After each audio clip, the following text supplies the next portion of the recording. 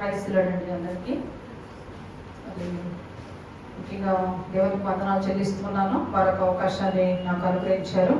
కేవలము మరి అల్పురాలని అయోగ్యురాలు అయినప్పటికీ కూడా ఈ యొక్క ఉపవాస ప్రార్థన కోరికల ద్వారా మరి దేవుడు ఈ రీతిగా వాక్యాన్ని మరి వెల్లడిపరచడానికి కొన్ని అనుభవాలు మరి బిడ్డలతో కలిసి పంచుకోవడానికి దేవుడు అవకాశం ఇచ్చారు.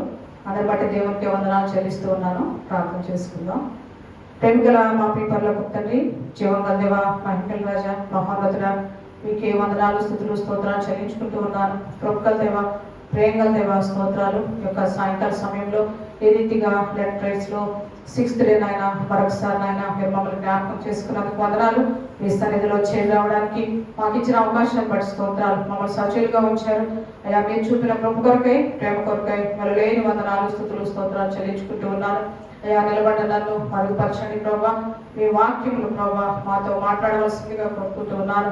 అయ్యా రెండొచ్చిన వాడి అయిన ఖడ్గం వంటిది ప్రభా ఆ యొక్క వాక్యమును ప్రభా వెల్లడిపరచుతుండగా అయ్యా మీ వెలుగులో ప్రభా మేమందరం కూడా సరిదిద్దుకొని పశ్చాత్తాపంతో ప్రభా తిరిగినైనా ఆత్మీయంగా బలపడటకు ప్రభా ఈ యొక్క సమయాన్ని మా కొరకు ఆశీర్వాదకరంగా చేయమని మీరే మా మధ్యలో ఉండి మమ్మల్ని నడిపించమని జీవంగల యేసు పేరిట స్తుతించి ప్రార్థించి బ్రతిమాని పెట్టుకుంటున్నాను తండ్రి. ఆమేన్. ప్రైజ్ లార్డ్ అండి. లాస్ట్ టైం నాకు ఇచ్చిన అవకాశంలో మరి ఫాస్టింగ్ గురించి at the same time fellowship ఎందుకు చేయాలనేది కొన్ని వాక్యాలు చదువుకున్నాం. అయితే ఈరోజు కూడా మరి యొక్క ఫెలోషిప్ యొక్క ఇంపార్టెన్స్ మరి ఫాస్టింగ్ ప్లస్ ఫెలోషిప్ కలిసి మరి బైబిల్లో ఎవరు చేశారో ఎందుకు చేశారో మనం 2 సందర్భాలు చూసుకుందాం. అంత మాత్రమే కాదు, మరి ఫెలోషిప్ అంటే దేవునితో సహవాసం. అయితే నిజంగా మరి మన సహవాసము ఎవరితో ఉంది, ఏ విధంగా ఉందో ఒకసారి వాక్యానుసారంగా చెక్ చేసుకుందాం. మరి మొట్టమొదటిగా ఎస్తేరు గ్రంథము, ఎస్తేరు 4వ అధ్యాయం 16వ వచనం ఒకసారి చదువుకుందాం. ఎస్తేరు 4వ అధ్యాయం 16వ వచనం.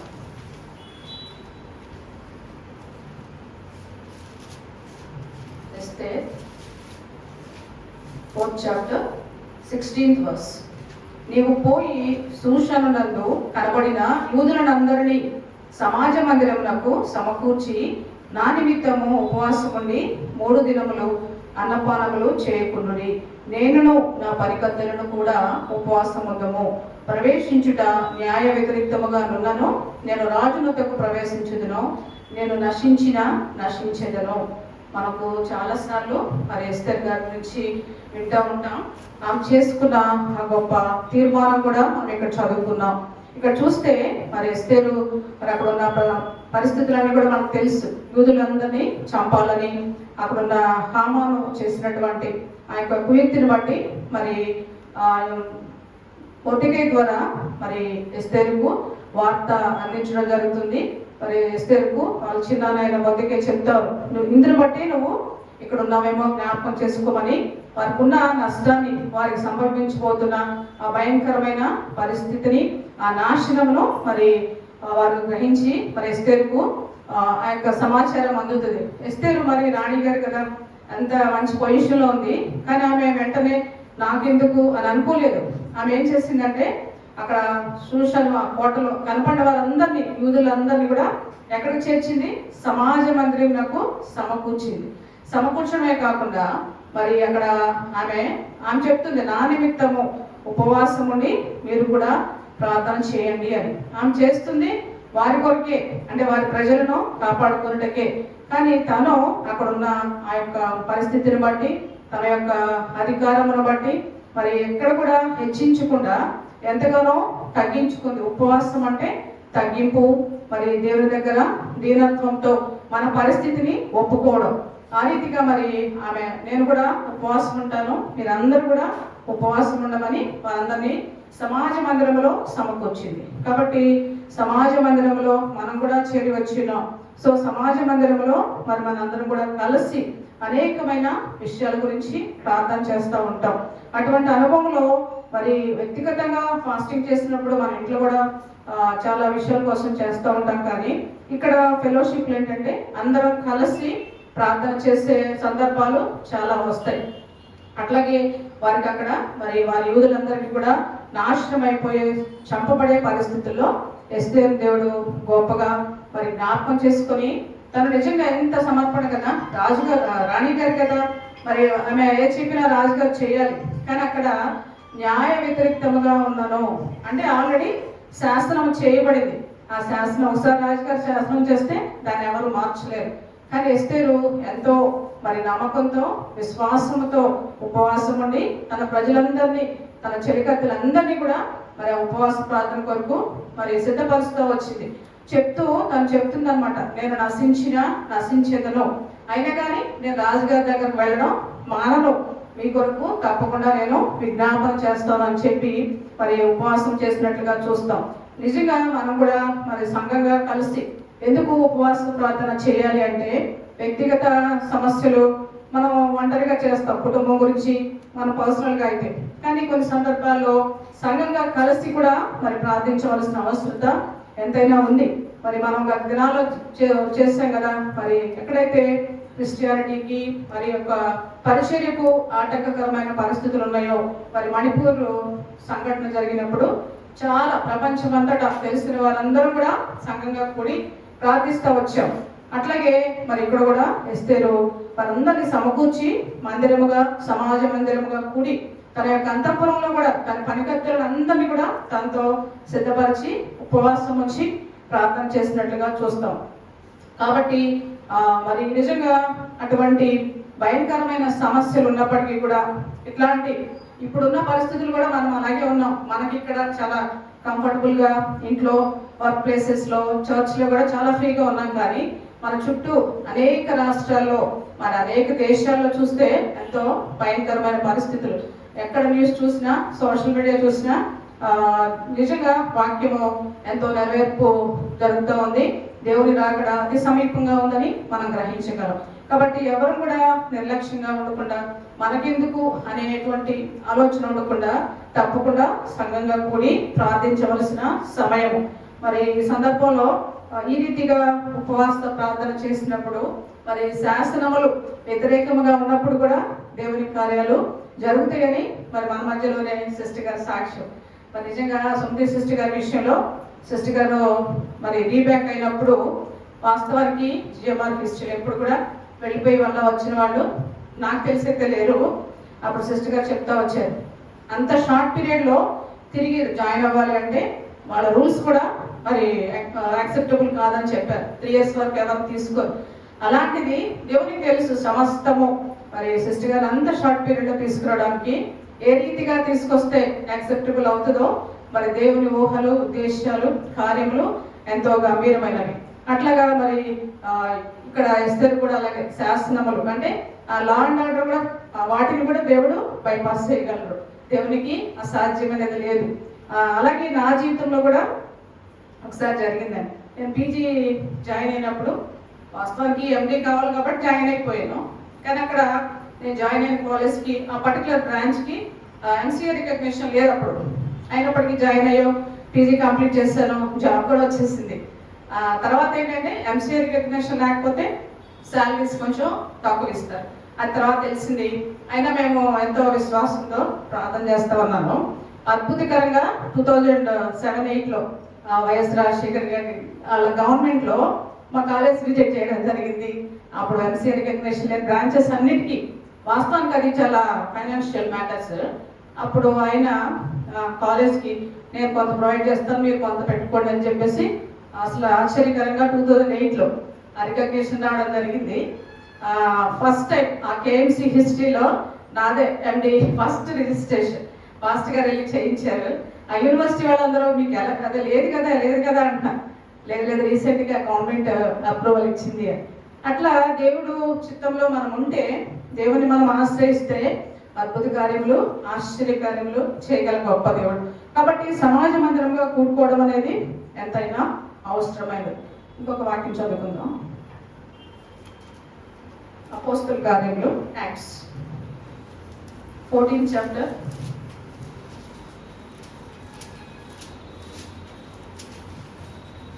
19 to 23 verses చదువుకుందాం.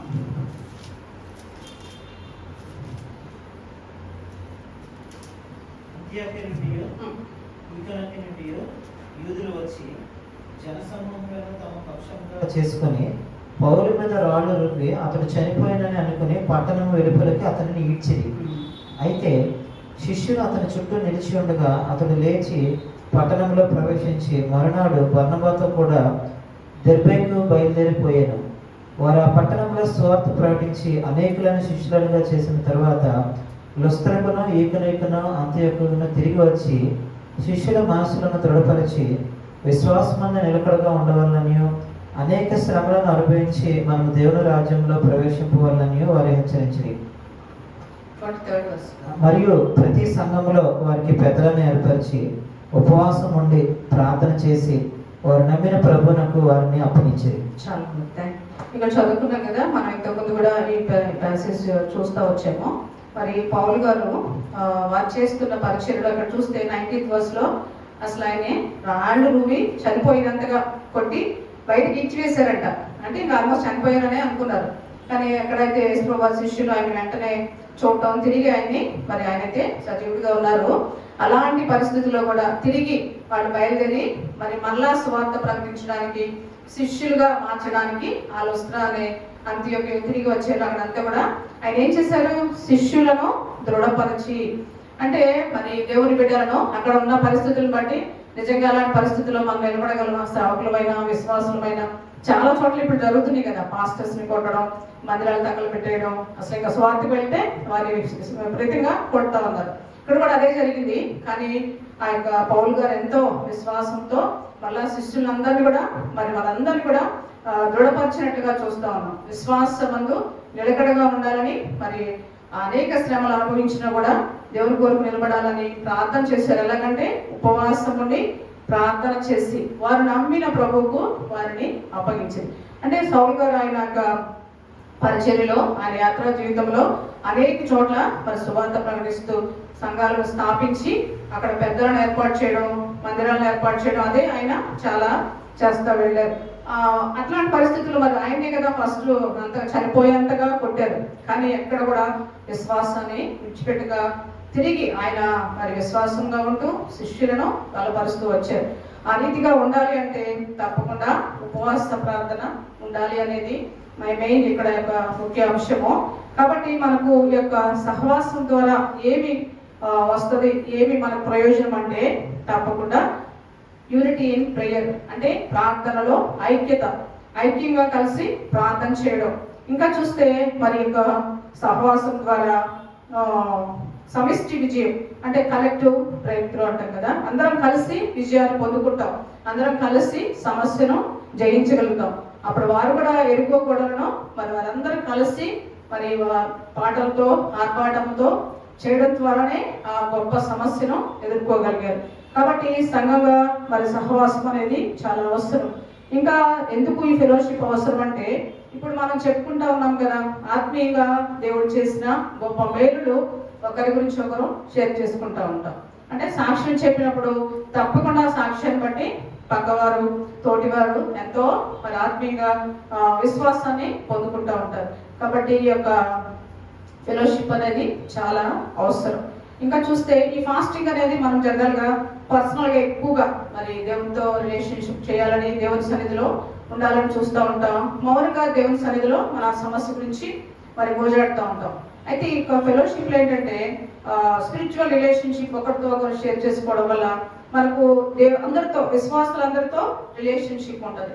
ఫాస్టింగ్ లో చాలా సార్లు ఏంటంటే వ్యక్తిగతం అన్నమాట, మనకి దేవునికి ఆ యొక్క విజ్ఞాపన, మన సమస్య ఉంటుంది. అట్లా మరి ఈ యొక్క ఫాస్టింగ్ అండ్ ఫెలోషిప్ కలిసి చేస్తే తప్పకుండా దేవుడు గొప్ప కార్యములు చేసేవారుగా ఉన్నారు. కాబట్టి మరి ఈ సహవాసము నిజంగా మనం అటువంటి సహవాసంలో ఉన్నామా అని ఒకసారి పరీక్ష చేసుకుందాం. అంత మాత్రమే కాదు, మరి మన సహవాసము ఎవరితో ఉంది, ఏ విధంగా ఉంది అనేది కూడా ఒకసారి వాక్యానుసారంగా చదువుకుందాం. 1 Corinthians 15th chapter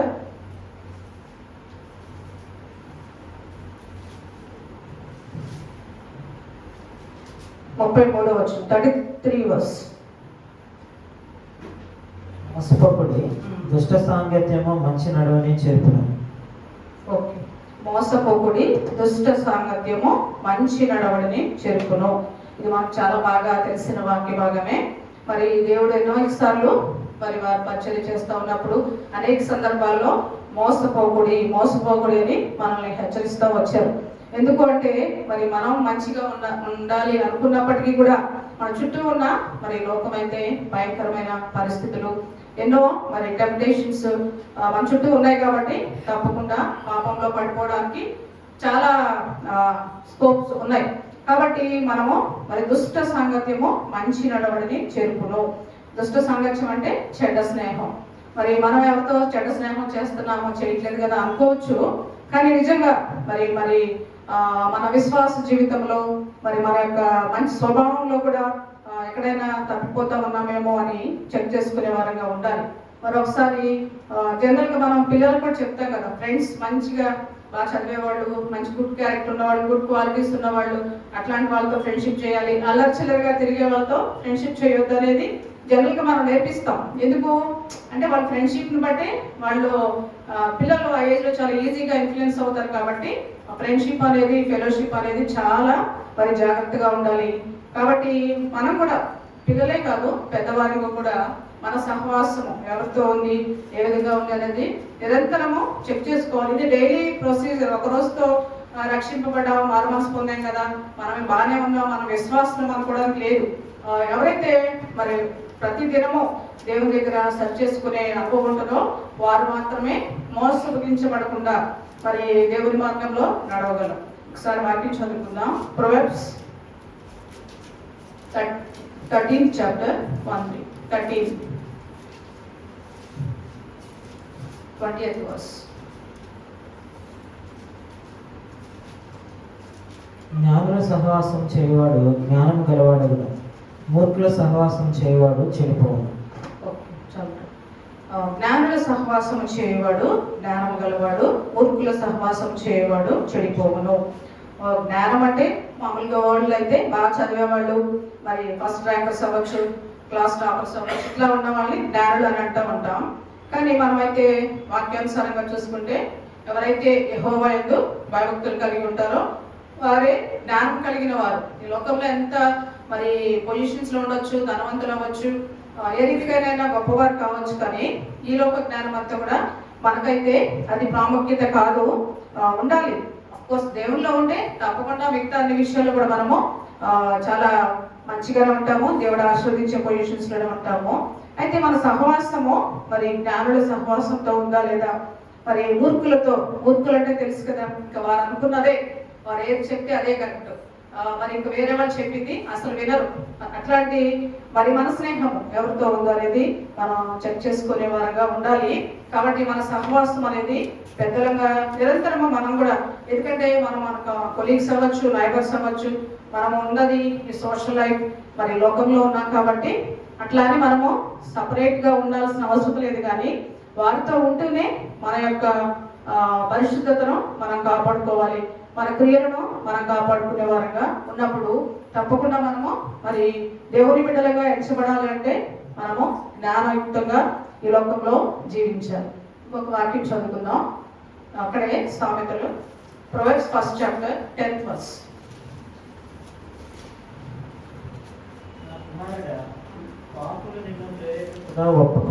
okay, general గా చిల్డ్రన్ ఇప్పుడు ఎక్కువగా ఇన్ఫ్లుయెన్స్ అవుతున్నారు. యూత్ ఒకరిని చూసి ఒకరు ఫ్రెండ్స్ ఏది చెప్తే అదే వింటున్నారు. కానీ పేరెంట్స్ చెప్పినా, టీచర్స్ చెప్పినా వాళ్ళకి అసలు ఎక్కడ కూడా వినిపించట్లేదు. ఇంకా మీకు తెలియదు, మాకే అన్ని తెలుసు అనేటువంటి సిచ్యువేషన్స్ లో ఉన్నారు. కానీ వాక్యం అయితే స్పష్టంగా చెప్తుంది, పాపులు నిన్ను ప్రేరేపింపగా ఒప్పకము. మరి ఎక్కువగా టీనేజర్స్, యూత్, స్టూడెంట్స్ లో జరిగేది ఇదే. ఫ్రెండ్స్ ని చూసి ఒకరిని చూసి ఒకరు ఆ యొక్క బ్యాడ్ హ్యాబిట్స్ అవ్వచ్చు, ఎంజాయ్మెంట్ అవ్వచ్చు, ఆ యొక్క వరల్డ్లీ ప్లెజర్స్ అన్ని కూడా ఈజీగా అట్రాక్ట్ అయ్యే పరిస్థితులు అనమాట. కానీ మనమైతే మన బిడ్డలను తప్పకుండా మరి మామూలుగా చెప్తే వినకపోవచ్చు, కానీ ప్రార్థనా పూర్వకంగా చెప్తే దేవుడు తప్పకుండా వారి చుట్టూ కంచె వేసి వారిని భద్రపరుస్తారు. కాబట్టి పాపులు నిన్ను ప్రేరేపిస్తారు. మన చుట్టూ ఉన్నవారు మరి పాపంలోనే ఉన్నారు, వారికి తెలియదు కాబట్టి మరి ఆ పరిస్థితుల్లో ఉన్నారు. కానీ ఆ ప్రేరేపించే పరిస్థితులను మనకు దేవుడు జ్ఞానం ఇచ్చారు, ఏది మంచి ఏది చెడు, ఎక్కడ ఎలా ప్రవర్తించాలి అని. కాబట్టి దాన్ని మనం గ్రహించుకొని జ్ఞానయుక్తంగా నడవాలనేది దేవుని తలంపు. ఇంకొక వాక్యం చూద్దాం, మనందరికి తెలిసిందే. Sums 1st chapter 1st verse. అంటే మన సహవాసము ఎవరితో ఉండకూడదు, దుష్టుల సాంగత్యము మంచి నడవడిని చెరుపును అని వాక్యం సెలవిస్తూ ఉంది. కాబట్టి మన ఫెలోషిప్, మన సహవాసము ఇక్కడ ఉంది. దుష్టుల ఆలోచన చొప్పున నడవక, పాపుల మార్గంలో నిలవక, అపహాసకులు కూర్చుండు చోటను కూర్చుండక. మరి వాక్యము చిన్నప్పటి నుంచి మనం సండే స్కూల్ నుంచి కూడా మెమరీ వర్సెస్ రెగ్యులర్గా కూడా వింటాం. కానీ ఎంతవరకు మనం ఉండే ప్రదేశంలో మరి అపహాసకులు ఉన్న చోట మనం ఉంటున్నామా, మరి పాపుల మార్గాలు మనం వెళ్తూ ఉన్నామా అనేది మనం నిరంతరము చెక్ చేసుకోవాలి. ఎందుకంటే చాలాసార్లు మరి మన బంధువులను బట్టి కానీ, ఫ్రెండ్స్ని బట్టి, మన నైబర్స్ని బట్టి ఈజీగా మనం కూడా వాళ్ళ యొక్క ట్రెడిషన్స్ అవ్వచ్చు, వాటితో ఎక్కువగా ఇన్ఫ్లుయెన్స్ అయ్యే పరిస్థితులు ఉంటాయి. ఎస్పెషల్లీ మనము ప్రత్యేకంగా క్యాంపస్లో ఉంటాం కాబట్టి మన చుట్టూ ఉన్న వారంతా మరి అన్యులే. అలాంటప్పుడు వారిని ఎక్కడ ఎంతవరకు మనము వారితో ఫ్రెండ్షిప్ చేయాలి, వారికి ఎలాగా దేవుని పరిచయం చేయాలి, దేవుని బిడ్డలుగా మనం ఎలాగా ప్రత్యేకించుకోవాలనేది మనము నిరంతరము గ్రహించుకునే వారంగా ఉండాలి. అట్లా ఉంటే కనుక మనము ఆ యొక్క దుష్టుల ఆలోచన చొప్పున నడవకుండా వాక్యానుసారంగా నడుచుకుంటాం. మరి చివరిగా 2 Corinthians 6th chapter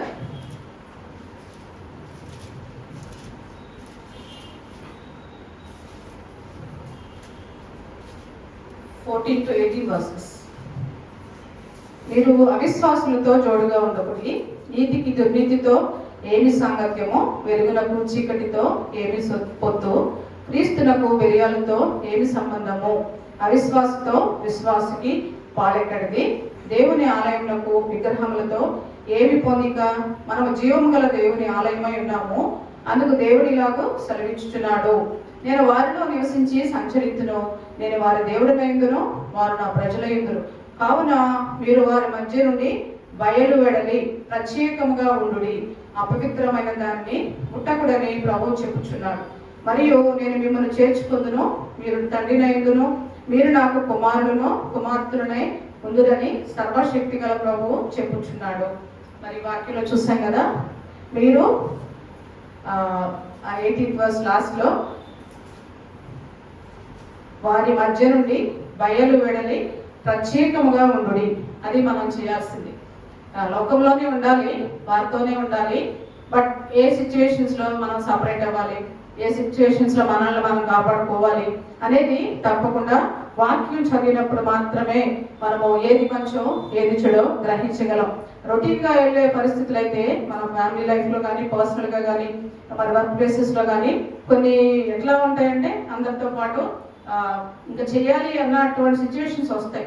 అయినప్పటికీ మనకి ఎప్పుడైతే వాక్యం గుర్తొస్తుందో అప్పుడు డెఫినెట్గా ఆ మనుషులు ఏమనుకున్నా పర్లేదు, నేను ఆ పని చేయను అనే ధైర్యము దేవుడు మనకి ఇస్తారు. కాబట్టి మనము ప్రత్యేకంగా ఉండవలసిన వారమే. ఆ వాక్యాన్ని జ్ఞాపకం చేసుకోకపోతే, మరి మనము దేవుని బిడ్డలు మనం మర్చిపోతే తప్పకుండా మరి దుష్ట సాంగత్యము మంచి నడవడిని చెరుపును. కాబట్టి మనం కూడా మన బిడ్డల విషయం అవ్వచ్చు, మన ఫ్రెండ్స్ అవ్వచ్చు, మరి బంధువులు అవ్వచ్చు, ఎవరైనా కూడా వారు కనుక మోసపూరితమైన మాటలు, మోసపూరితమైన క్రియలు ఏదైనా చేస్తూ ఉన్నారు, మనం చెప్తా ఉంటారు అది మంచిది, ఇది మంచిది, అది చేయండి అని. కానీ అది ఎంతవరకు మరి మనకు అవసరమో, మరి నిజంగా మంచిదే కాదా అని దేవుడు మనకు కూడా జ్ఞానం ఇచ్చారు. కాబట్టి అట్లా చెక్ చేసుకున్నప్పుడు మాత్రమే మరి మనం మోసపోకుండా ఉంటాం. కాబట్టి మరి ఈ యొక్క దుష్ట సాంగత్యం కాకుండా దేవునితో సహవాసం చేసే వారంగా ఉంటే మరి మనము జీవము గల దేవుని బిడ్డలమై ఉండి దేవుని ఆలయమై ఉన్నారని మీరు ఎరుగరా అని వాక్యం మనల్ని మరి క్వశ్చన్ చేసే విధంగా ఉంది. అది గుర్తెరిగే వారంగా ఉండాలని కోరుకుంటూ ఉన్నాను. కాబట్టి ఈ యొక్క మరి సహవాసం యొక్క ప్రాముఖ్యత గుర్తెరిగి సంఘంగాను, విశ్వాసులుగాను, కుటుంబంగాను నిత్యము దేవునితో సహవాసం చేసేవారుగా ఉంటే మనం ఈ లోకంలో మోసగించబడము. ఈ మాటలు దేవుడి మనందరి కొరకు ఆశీర్వాదకరంగా చేయాలని నా మాటలు ముగిస్తూ ఉన్నాను.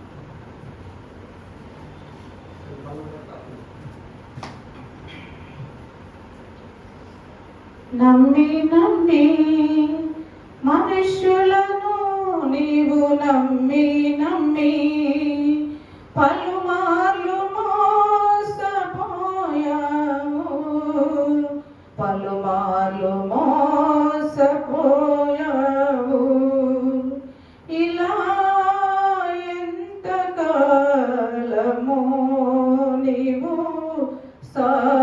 చెదిరిపోదు. నమ్మి నమ్మి మనుషులను నీవు నమ్మి నమ్మి పలుమార్లు మోసపోయాము, పలుమార్లు మోసపోయాము.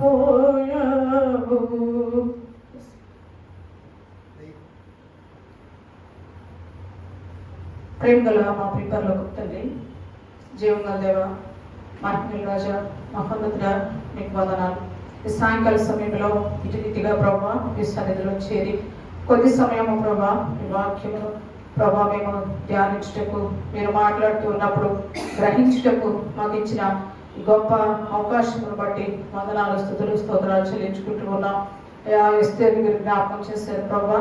ఆమె ఎంతో గొప్ప అధికారము కలిగినప్పటికీ తను ఎందు నిమిత్తం అయితే ఆ స్థితిలో ఉందో గుర్తెరిగి ఎక్కడ కూడా నాయన తనను హెచ్చించుకోకుండా అయా తన యొక్క సమస్యను, తన ప్రజల సమస్యను తనగా స్వీకరించి అయా మరి సమాజ మందిరంలోకి వారి బిడ్డలందరినీ చేరుస్తూ వచ్చింది. తన యొక్క పనికత్తెలను కూడా తనతో పాటుగా ఉపవాసములకు ప్రభా పురికొల్పి ఉపవాసం అండి ప్రార్థన చేసినట్లుగా మేము చూసాం ప్రభా. ఆ ప్రార్థన శక్తి ద్వారా మరి ప్రభా శాసనములు వ్యతిరేకముగా ఉన్నప్పటికీ ఆయన గొప్ప తీర్మానంతో నేను నశించదునని తన ప్రజల పక్షాన మరి ప్రభా రాజుగారి యొక్క నిలబడినప్పుడు ప్రభా నువ్వు గొప్ప కార్యం చేసిన దేవుడు. అటు రీతిలో మేము కూడా ప్రభా సంఘముగా అయా మా కుటుంబాల కొరకు, మా గ్రామం కొరకు, అయా మరి మా దేశం కొరకు అనేకమైన పరిస్థితుల్లో మేము ఉపవాస ప్రార్థన సంఘంగా కూడి ప్రార్థించినప్పుడు అయా సమస్యలన్నిటి నుంచి తప్పించే గొప్ప దేవుడు. ఎన్నో కార్యములు మేము కూడా చూసి ఉన్నాం. ఇంకనూ అనేకుల కొరకు ప్రార్థించే ధన్యత మీరు మాకు సహాయం చేయవలసిందిగా కోరుకుంటూ ఉన్నాం. అయా మరి మా యొక్క సహవాసము ఏ రీతిగా ఉందో చెక్ చేసుకోవడానికి ప్రభా మోసపోకుడి. దుష్ట సాంగత్యము మరి మంచి నడవడం చెరుపును అనే వాక్యం సెలవిస్తూ ఉంది. కాబట్టి మా బిడ్డలను, మమ్మలను, మా కుటుంబాలను ప్రభా నిత్యము దుష్టుని ఎదురు నుంచి కాపాడుకున్నటకు ప్రార్థనను కంచిగా వేసుకొని ప్రభా మా కుటుంబాలను కాపాడుకోవడానికి సహాయం చేయండి. కృపగల దేవ, ప్రేమగల దేవ, మీకే వందనాలు, స్తుతులు, స్తోత్రాలు. అయా మేము ప్రభా సంఘంగా కూడా ప్రార్థించినప్పుడు ప్రార్థనలో ఐక్యత, మన దేవతగా ఆత్మీయమైనటువంటి పునరుజ్జీవమును అనుగ్రహించే దేవుడు.